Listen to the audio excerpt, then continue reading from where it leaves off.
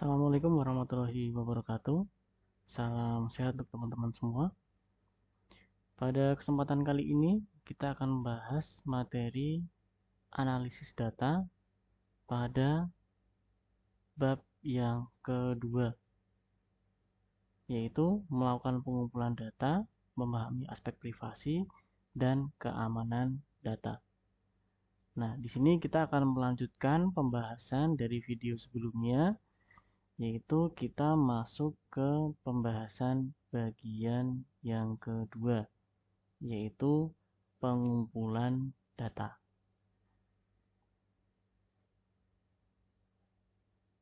Nah, sebagai pengantar berkaitan dengan tahapan kedua dari proses analisis data, yaitu pengumpulan data.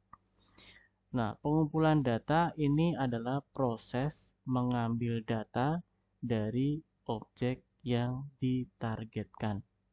Nah, objek di sini itu bisa manusia atau bisa benda atau yang lainnya. Bisa makhluk hidup atau benda mati. Gitu ya. Nah, penekanan dari tahapan ini adalah memastikan bahwa data yang dikumpulkan itu jujur, faktual, dan akurat.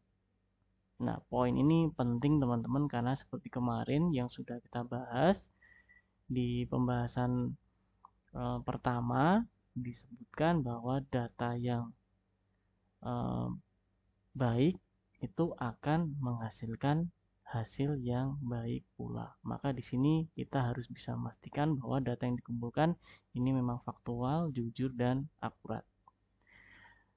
Nah, data ini bisa dikumpulkan dari berbagai alat dan bisa dilakukan dengan berbagai macam teknik atau metode.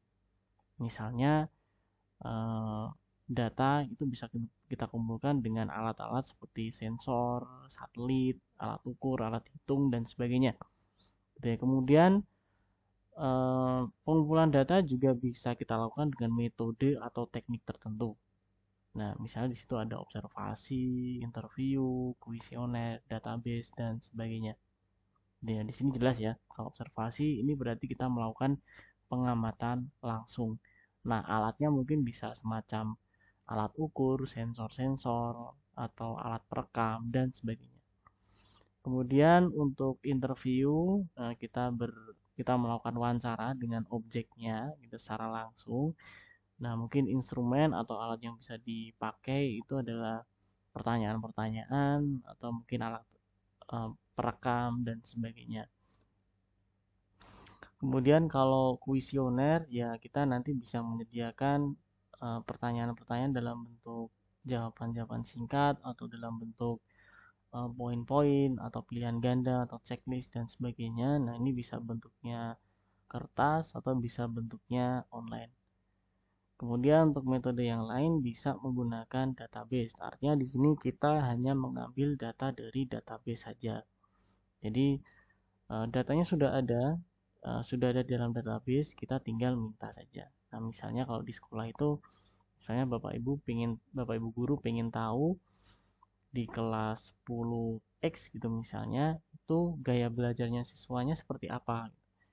Nah, di sini Bapak Ibu guru bisa langsung minta ke bagian USIM untuk meminta data gaya belajar kelas 10X. Nah, misalnya seperti itu. Karena datanya sudah ada, teman-teman. Jadi, Bapak Ibu guru itu tidak perlu mengambil data lagi gitu dari siswanya.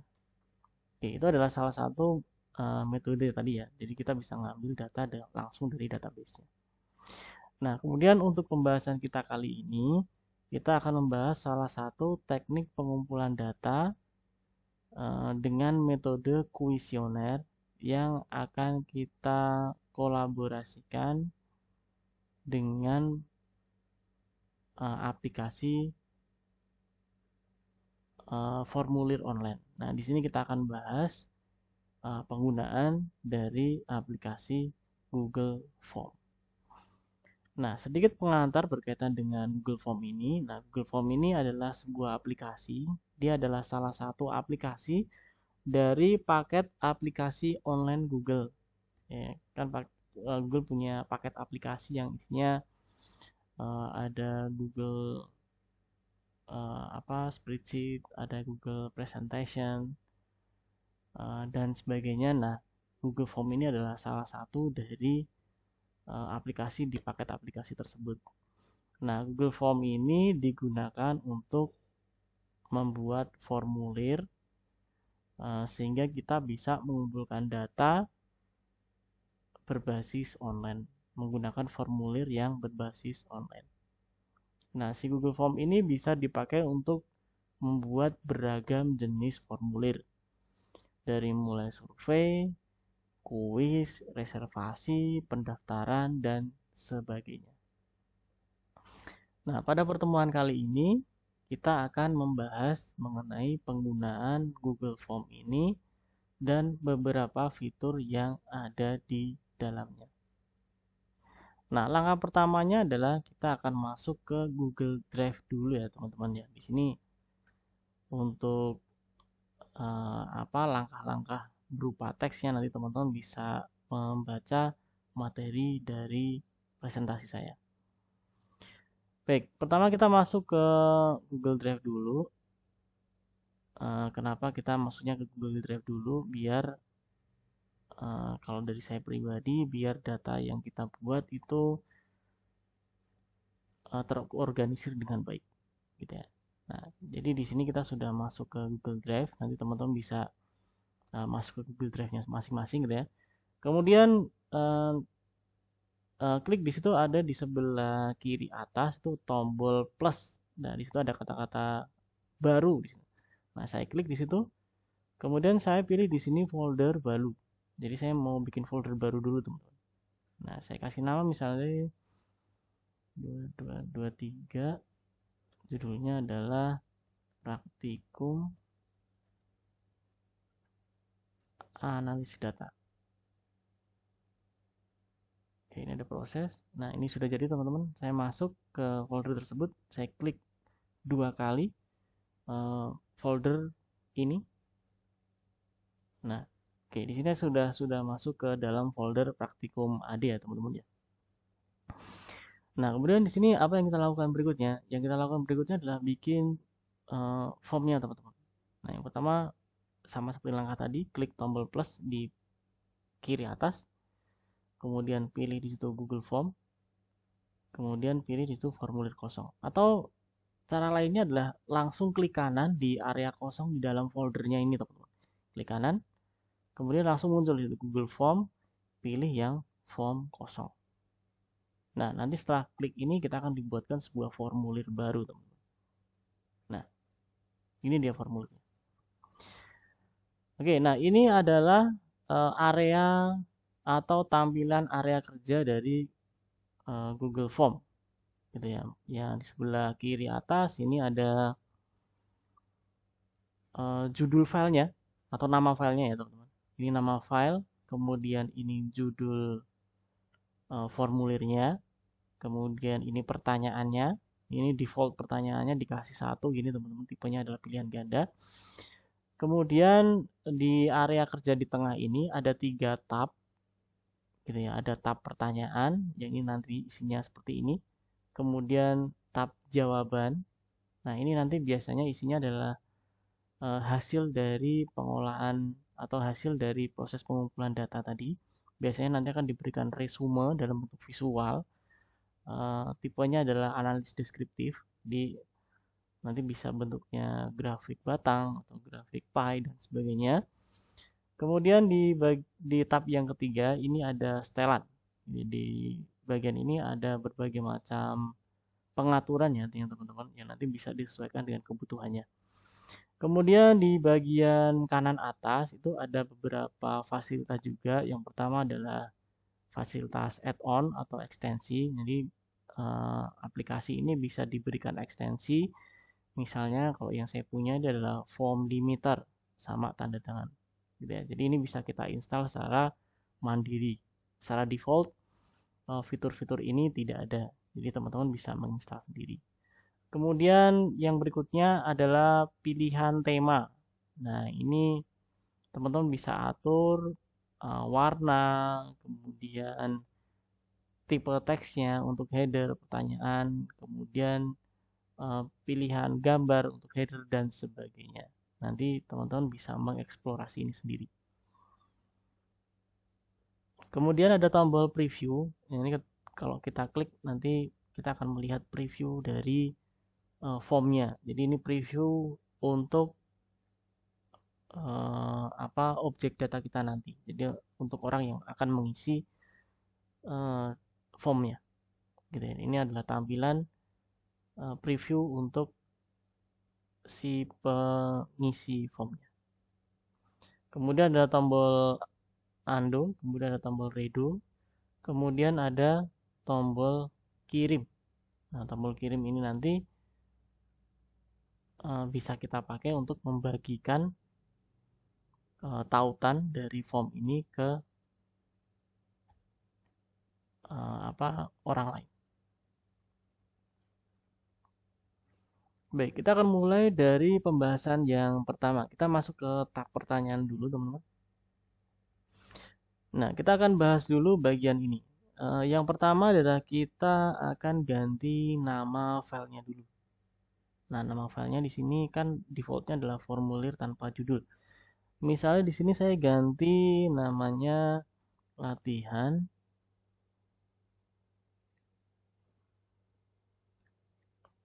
form 01.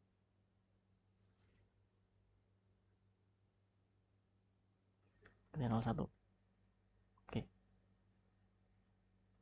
Oke, perubahannya langsung disimpan di drive ya teman-teman ya. Nah, ini kalau teman-teman cek di sini, ini kalau teman-teman refresh. Nah, ini namanya sudah langsung ganti. Nama filenya akan langsung ganti. Oke, seperti ini ya. Oke, kemudian ketika kita ngedit nama file, maka nama file ini akan langsung dipakai sebagai judul formnya. Nah, kalau kita mengendaki untuk menggantinya, ya kita tinggal double klik judul formnya, kemudian kita ganti. Misalnya formulir latihan 01. Ya, itu ya teman-teman ya. Jadi ketika kita mengganti nama file, biasanya dia akan langsung otomatis dijadikan sebagai judul formulirnya. Nah, kalau kita mau menggantinya ya kita tinggal klik, double klik judul formulirnya, kemudian kita ganti teksnya sesuai dengan kebutuhan. Nah, baik, berikutnya kita kenali dulu tools yang ada di dalam tab pertanyaan. Tools di sini ada ini teman-teman di menu yang ada di sebelah kanan. Di menu sebelah kanan ini ada tombol plus. Di sini tombol plus digunakan untuk menambahkan pertanyaan. Untuk menambahkan pertanyaan. Kemudian yang nomor 2 ini untuk mengimpor pertanyaan. Jadi di sini teman-teman bisa mengimpor pertanyaan dari form yang sudah dibuat sebelumnya. Kemudian yang berikutnya ini adalah fasilitas untuk menambahkan judul dan deskripsi. Nanti akan kita coba ya teman-teman. Kemudian ini untuk menambahkan gambar, ini untuk menambahkan video dari YouTube ya teman-teman ya. Nanti ketika kita mengaktifkan ini kita akan diminta untuk menuliskan alamat dari videonya. Kemudian yang ini adalah bagian ini untuk menambahkan bagian ya teman-teman. Bagian ini akan dimunculkan dalam bentuk halaman pada formulir. Jadi untuk berganti dari bagian satu ke bagian yang lain itu kita harus menekan tombol next karena bagian ini dianggapnya adalah sebuah halaman. Jadi kalau mau pindah halaman yang lain, maka kita harus menekan tombol next. Baik, berikutnya kita akan nyobain bikin sebuah pertanyaan. Atau kita nyobain ini ya teman-teman ya, pertanyaan. Nah, di sini kan sudah ada defaultnya ya teman-teman ya. Oke, nah untuk pertanyaan ini kita punya beberapa fitur gitu ya. Yang pertama di sini tentu saja adalah pertanyaan teks pertanyaannya. Gitu ya. Ini adalah teks pertanyaannya. Kemudian bagian ini adalah untuk menyisipkan gambar. Ini sifatnya opsional, teman-teman. Kemudian bagian ini adalah pilihan jenis pertanyaannya. Ini ada banyak, teman-teman. Ada jawaban singkat, paragraf, kotak centang, drop down, dan sebagainya. Nanti akan kita cobain.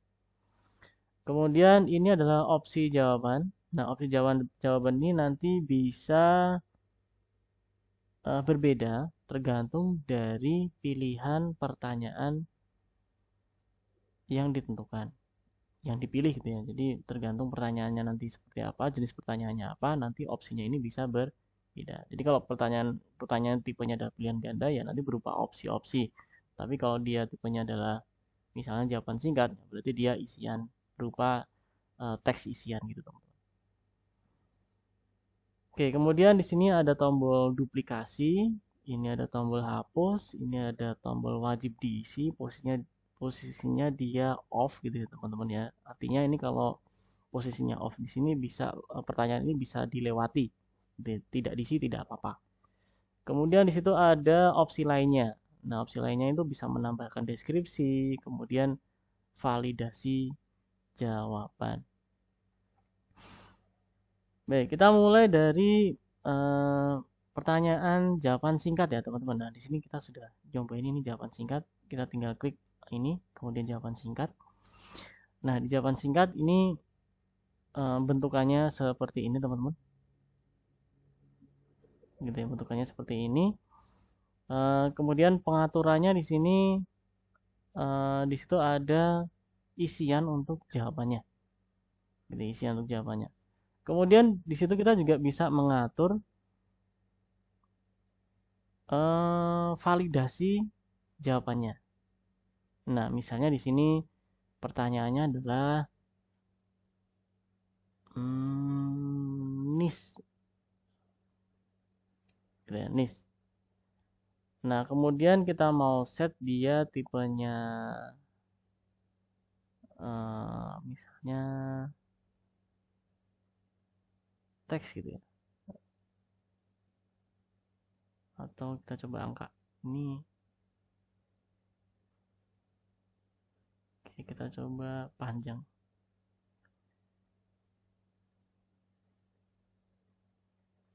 Nah, kita bisa melakukan pengaturan seperti ini teman-teman. Untuk NIS ini kita atur panjang maksimalnya, gitu ya. Panjang yang kita atur adalah opsinya adalah panjang. Kemudian yang kita atur adalah jumlah karakter maksimumnya. Misalnya di sini kalau di situ kan maksimalnya 5. Gitu ya. Nah, seperti ini. Jadi ini nanti kalau di kita preview coba. Kemudian kita isi. Nah, ini akan muncul seperti ini, teman. Ini akan harus terdiri dari 5 karakter atau kurang. Nah, maka di sini kalau NIS ini diisi lebih dari 5 karakter, maka akan muncul notif seperti ini. Kayak gitu ya teman-teman ya.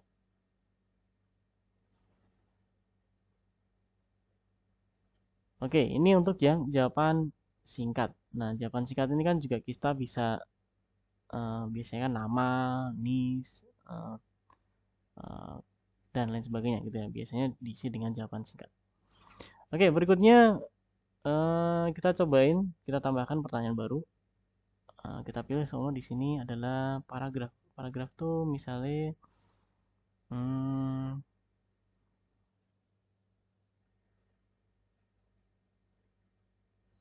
misalkan jelaskan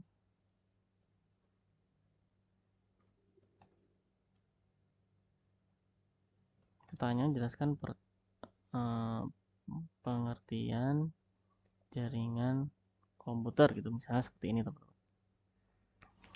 Nah, pertanyaan seperti ini, kemudian teksnya ini jawabannya panjang teman-teman. Nah, di situ juga ada pilihan validasi gitu ya, bisa Misalnya minimal karakternya itu adalah 100 karakter misalnya. Nah, jadi di sini minimal harus 100 karakter gitu ya. Kemudian kalau di bawah itu nanti akan muncul notif seperti tadi. Gitu. Jadi bisa kita atur untuk jenis pertanyaan isian singkat dan paragraf itu seperti ini. Nah, kita coba lagi untuk pertanyaan yang lainnya, jenis pertanyaan yang lain. Saya masukkan lagi di sini. Pertanyaan berikutnya adalah pilihan ganda. Pilihan ganda ini pertanyaan yang cukup jenis pertanyaan yang cukup populer ya teman-teman ya, sering kita kita pakai ya, atau kita kita gunakan gitu ya. Nah, misalnya pertanyaan jenis film yang disukai.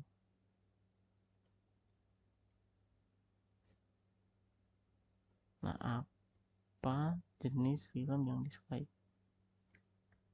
Film yang kamu sukai gitu ya, teman. Kamu sukai. Misalnya di sini opsinya action, horror,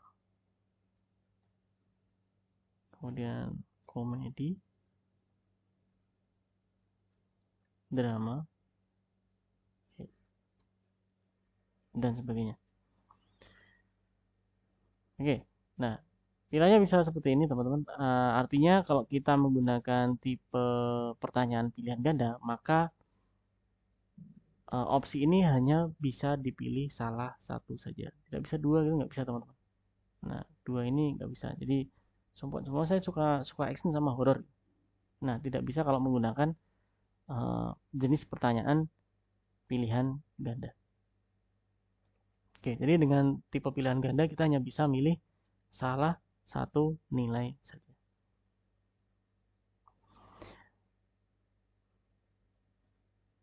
Oke, berikutnya kita akan nyobain jenis pertanyaan kotak centang. Gitu ya, kotak centang. Jadi di sini kita bisa memilih lebih dari satu opsi yang sudah disediakan, atau kita bisa memilih lebih dari satu jawaban dari jawaban yang sudah disediakan. Misalnya pertanyaan apa ya?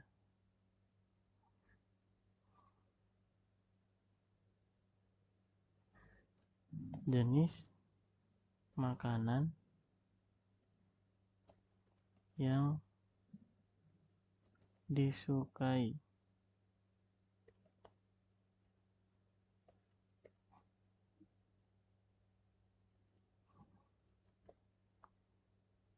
Oke, misalnya ada mie ayam, ada bakso, ada soto, dan sebagainya.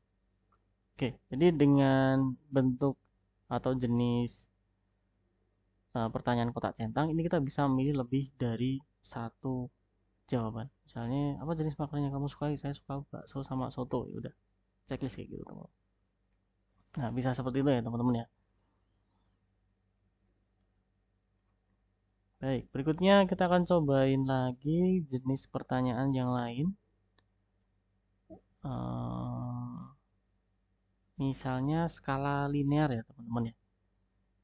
Nah, misalnya saya pingin, misalnya pertanyaan adalah berapa nilai film The Batman gitu, yang tahun 2022 menurutmu gitu ya.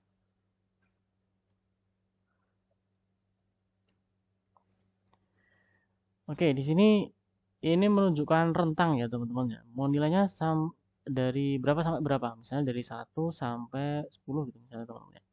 Kemudian di sebelah kiri itu labelnya jelek, ini bagus. Gitu ya. Nah, skala linear ini nanti bentukannya akan seperti ini teman-teman. Nah, seperti ini. Jadi semakin ke kiri semakin jelek, semakin ke kanan semakin bagus. Jadi nanti eh, si usernya atau si pengisi formulirnya ini hanya bisa memilih salah satu dari opsi yang sudah disediakan ini. Nah, seperti ini teman-teman. Oke, ini untuk yang jenis skala linear ya teman-teman. Nah, berikutnya kita akan coba pertanyaan yang lain. Berikutnya adalah kisi pilihan ganda. Oke, kisi pilihan ganda. Misalnya pertanyaannya, seberapa tepat waktukah saya? Ya, misalnya seperti ini. Nah, oke, ini barisnya. Jadi karena dia bentuknya kisi pilihan ganda, bentuknya itu kotak gitu, tabel gitu teman-teman. Yang sebelah kiri itu pertanyaan, kemudian nanti ada kolom sebagai jawaban-jawabannya. Oke, selalu datang ke sekolah sebelum pukul 07.00, misalnya gitu. Kemudian pertanyaan kedua misalnya selalu mengirimkan tugas sebelum waktu tenggat berakhir, misalnya gitu. Kemudian jawabannya nanti bisa misalnya sangat setuju,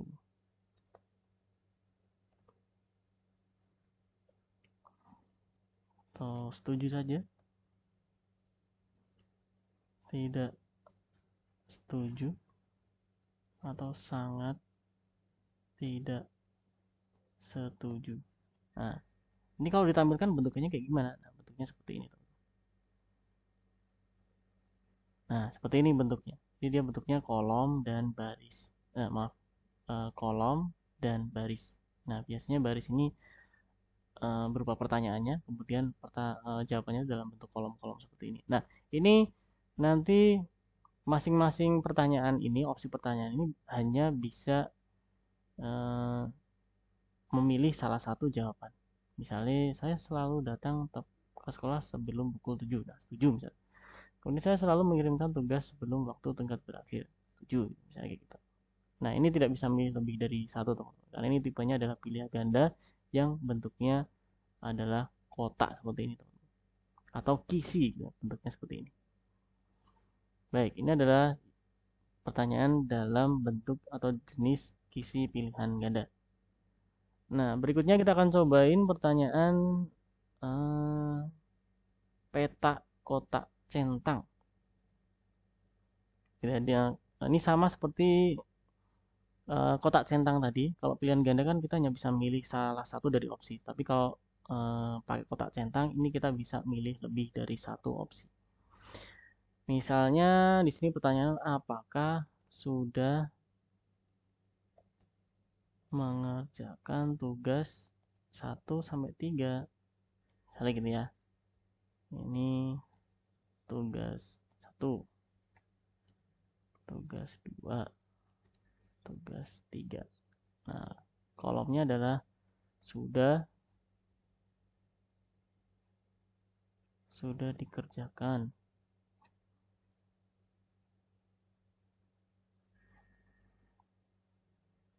Sudah dikirimkan. Nah, misalnya seperti ini ya. Oke, kita lihat previewnya. Nah, misalnya di sini pertanyaan seperti ini, apakah sudah mengerjakan tugas 1 sampai 3? Gitu. Tugas 1, 2, 3. Nanti pilihannya adalah atau opsinya adalah sudah dikerjakan, sudah dikirimkan. Misalnya tugas 1 saya sudah mengerjakan, sudah tak kirimkan juga. Tugas 2 sudah juga dikirimkan, belum. Tugas 3 belum dikerjakan, belum dikirimkan. Nah, misalnya kayak gitu. Kayak kosongan seperti ini bisa. Ya. Nah, untuk jenis pertanyaan yang lain mungkin teman-teman nanti bisa mengeksplorasi sendiri. Nanti misalnya kalau saya tambahkan untuk tanggal ya. Untuk tanggal ini,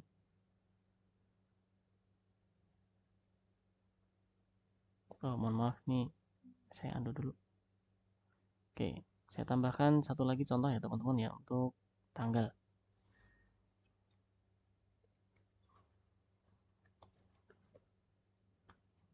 Gitu ya. Nah, kalau tanggal ini bentukannya gimana kalau kita preview? Nah, bentukannya akan seperti ini teman-teman.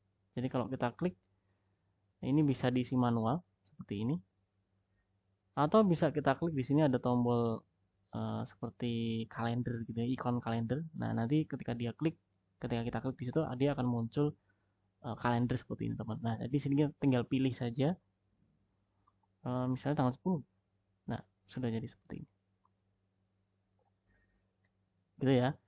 Nah, kemudian kita coba fitur yang lain di sini yang tadi belum kita cobain. Ini adalah misalnya tambahkan judul atau deskripsi gitu ya. Baik. Tambahkan judul. Nah, judul ini nanti akan jadi kayak gimana sih? Nah, kita lihat. Misalnya ini sub judul. Nah, ini bisa kita kasih deskripsi ya, teman-teman. Deskripsi sub judul. Nah, nanti bentukannya kayak gimana? Oh ya, ini setiap teks ini bisa kita format bold, kemudian garis miring atau garis bawah, teman-teman ya. Kita bisa juga menambahkan di sini tautan gitu, bisa juga seperti itu. Nah, kita lihat hasilnya akan seperti apa. Nah, dia akan bentukannya seperti ini, teman. Subjudul, kemudian deskripsi judul dan seterusnya. Biasanya dipakai untuk membagi satu halaman ini menjadi beberapa bagian. Nah, biasanya pemisah bagiannya itu menggunakan teks ini, teman-teman. Menggunakan teks ini. Nah, tambahkan judul atau deskripsi. Nah, kemudian untuk gambar ini nanti bisa teman-teman eksplorasi sendiri. Kemudian untuk video juga bisa teman-teman eksplorasi sendiri. Nah, saya akan tambahkan untuk penggunaan bagian. Nah, bagian ini nanti akan muncul seperti apa? Nah, kita lihat seperti ini, teman-teman ya.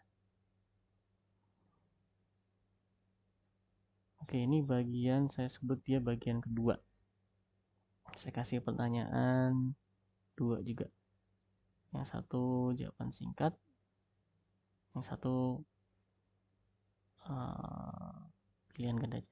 Oke, mari kita lihat previewnya seperti apa. Nah, perhatikan di sini, teman-teman, ada tombol berikutnya. Nah, ini kalau saya klik tombol berikutnya, oke, di sini ada. Nah, ini kalau ada kesalahan data seperti ini, teman-teman, kita nggak bisa lanjut ya. Oke, bisa seperti ini. Berikutnya. Nah, ini adalah bagian kedua, halaman kedua, teman-teman. Jadi halaman kedua. Nah, jadi bagian ini digunakan untuk menambahkan halaman baru. Gitu ya, halaman baru di mana untuk berpindah ke halaman tersebut kita harus menekan tombol next atau tombol berikutnya. Nah, seperti ini tadi. Ya, tombol berikutnya. Nah, ada tombol berikutnya di situ untuk berpindah dari satu halaman ke halaman yang lain. Nah, itu tadi pembahasan kita untuk yang tab pertanyaan ya, teman-teman ya. Nanti untuk fitur-fitur yang lain teman-teman bisa eksplorasi sendiri. Nah, terus berikutnya ini adalah bagian jawaban. Gitu ya, bagian jawaban. Nah, bagian jawaban ini nanti akan berisi resume dari jawaban dari respondennya. Nah, misalnya coba kita isi ya, teman-teman, ini ya.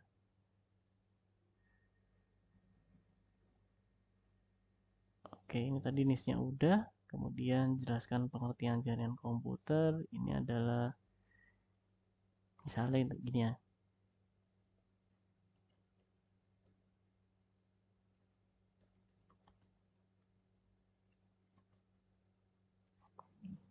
Tuh, kemudian ini udah, berikutnya. Oh, harus 50 karakter. Ini saya copy aja, teman. Gitu. Sudah, apakah sudah lebih dari 100 karakter? Oke, sudah. Jawaban ini saya kasih strip saja, ini opsi. Oke. Kirim.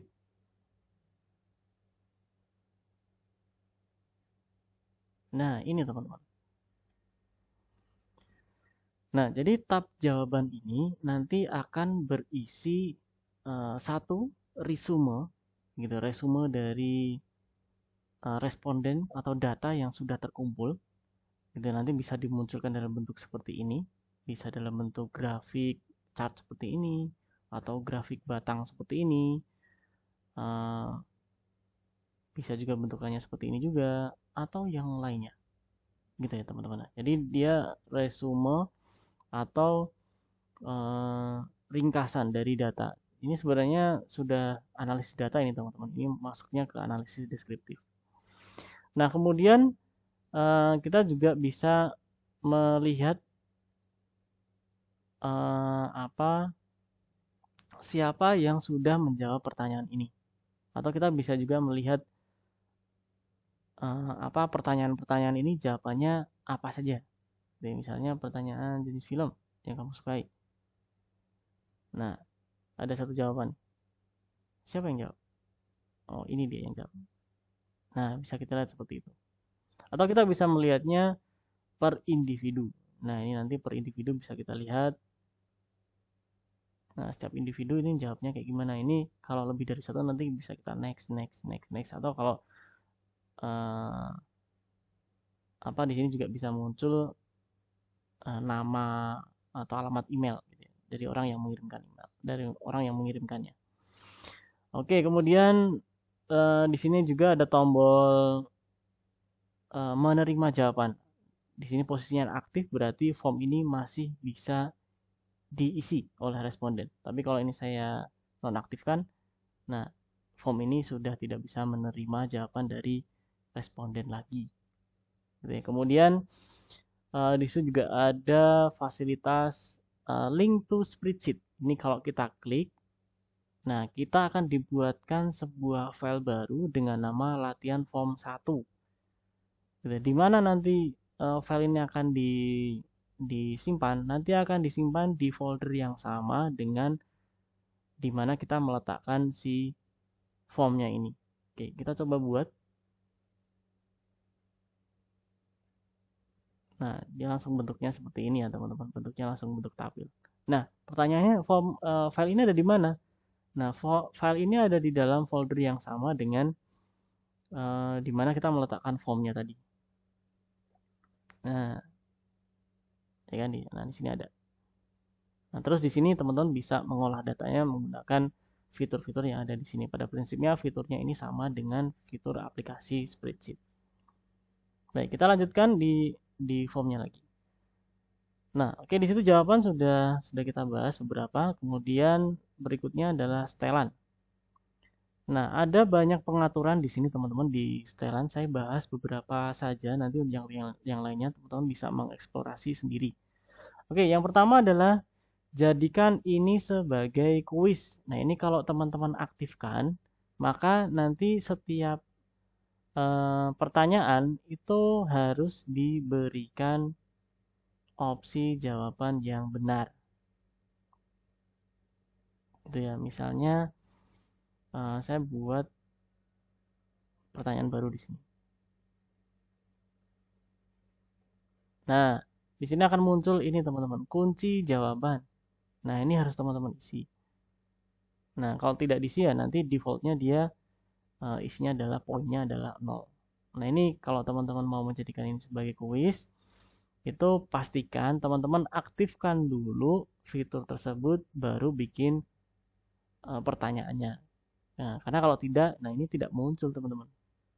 Nah, opsi itu tidak muncul di pertanyaan-pertanyaan sebelumnya. Gitu ya. Karena saya mengaktifkan penggunaan kuis ini setelah saya membuat pertanyaan-pertanyaannya. Jadi kalau teman-teman mau membuat form ini sebagai sebuah pertanyaan, maka aktifkan dulu fiturnya, baru teman-teman membuat pertanyaan. Nah, kemudian di sini ada beberapa opsi teman-teman. Nah, ini teman-teman bisa mengeksplorasi sendiri, mulai dari ada opsi rilis nilai segera setelah dikirimkan, kemudian pertanyaan jawabnya dimunculkan, jawabannya benar juga dimunculkan, nilai poinnya juga dimunculkan, dan sebagainya. Gitu ya, ini teman-teman nanti bisa eksplorasi sendiri. Nah, kemudian di setelan jawaban ini juga ada beberapa pengaturan. Yang pertama adalah kumpulkan alamat email. Nanti kalau ini teman-teman aktifkan, maka form ini akan menyimpan alamat email. Sehingga nanti responden yang mau mengisi form ini harus login menggunakan akun Google-nya ya, terlebih dahulu. Kemudian mengirimkan salinan jawaban responden. Nah, ini hanya bisa diaktifkan ketika teman-teman mengaktifkan opsi kumpulkan alamat email. Nah, jadi nanti ini ada dua pilihan, bila diminta atau selalu. Kalau selalu berarti setelah selesai mengisi formulir, kita klik tombol kirim, maka salinan jawaban akan terkirim ke alamat email kita. Atau kalau di sini bila diminta saja. Kalau minta berarti akan dikirimkan, kalau tidak ya tidak. Oke. Kemudian izinkan pengeditan respon. Ini kalau diaktifkan, form yang sudah diisi dan sudah dikirimkan itu masih bisa diedit kembali oleh respondennya. Nah, kemudian ini kalau di sekolah kita atau ketika kita menggunakan akun sekolah ini biasanya ada muncul seperti ini teman-teman. Batasi untuk penggunaan di SMA 1 Wonosari saja dan organisasi terpercaya. Nah, ini kalau diaktifkan maka yang bisa mengisi formulir ini hanya akun-akun yang ada atau yang dikeluarkan oleh SMA 1 Wonosari. Entah itu siswa, entah itu guru. Kemudian di sini ada opsi lagi batasi satu jawaban. Jadi di sini formnya ini hanya bisa diisi oleh satu akun. Gitu. Satu akun itu hanya boleh mengisi satu kali. Nah, biasanya kalau kita mengaktifkan batasi ke satu jawaban ini, maka secara otomatis si formnya ini akan menyimpan alamat email. Nah, karena yang dipakai sebagai patokannya adalah alamat email. Jadi alamat email ini hanya bisa atau dia dibatasi hanya bisa mengirimkan satu kali jawaban.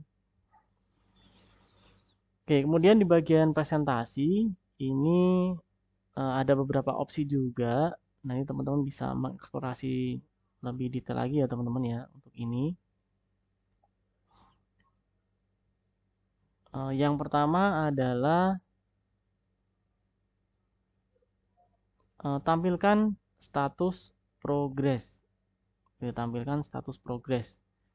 Nah, tampilkan status progres ini kalau diaktifkan dia akan muncul seperti ini teman.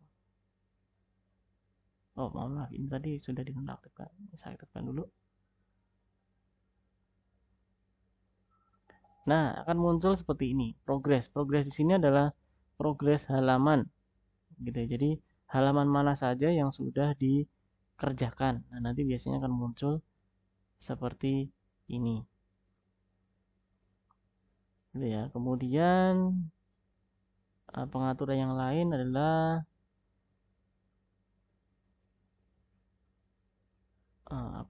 acak urutan pertanyaan. Nah, ini bisa kita aktifkan. Kalau kita aktifkan ya nanti pertanyaan akan acak gitu ya teman-teman. Kemudian tampilkan link untuk menyerahkan jawaban yang lain. Kemudian ringkasan hasil. Nah, ini kalau diaktifkan responden itu bisa melihat ringkasan ini teman-teman. Nah, ini bisa terlihat oleh respondennya. Oke, kemudian ini nonaktifkan simpan otomatis untuk semua responden. Ini kalau diaktifkan maka formnya tidak akan melakukan simpan otomatis. Ya, tapi kalau nonaktif dia akan simpan otomatis. Terakhir di bagian default,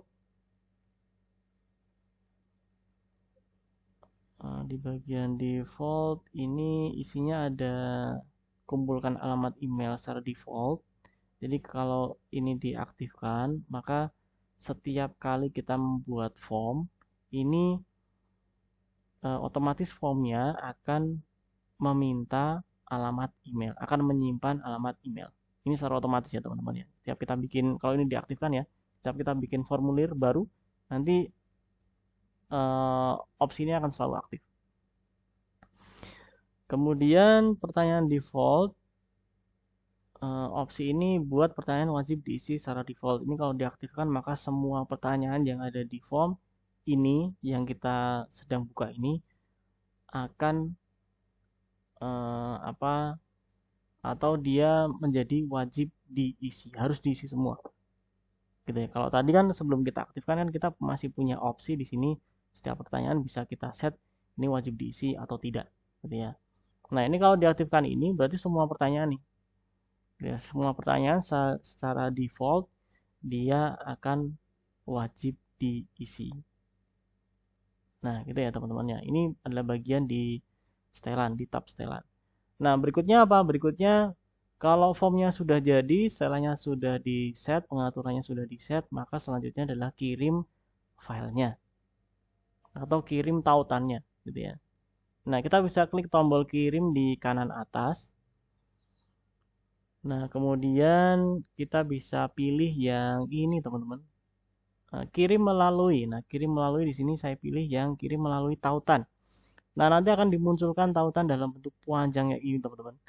Nah, biasanya ini akan jadi sangat panjang sekali. Nah, maka biasanya kita aktifkan uh, opsi ini, teman-teman. Perpendek URL.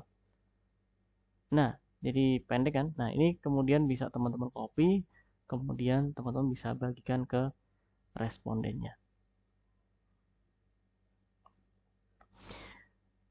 Baik, teman-teman, demikian adalah pembahasan kita berkaitan dengan materi bab yang kedua. Bab yang kedua pada bagian yang kedua yaitu pengumpulan data. Baik, semoga bisa membantu teman-teman semua dalam belajar mandiri. Kemudian dari saya, terima kasih atas perhatiannya. Saya akhiri. Wassalamualaikum warahmatullahi wabarakatuh.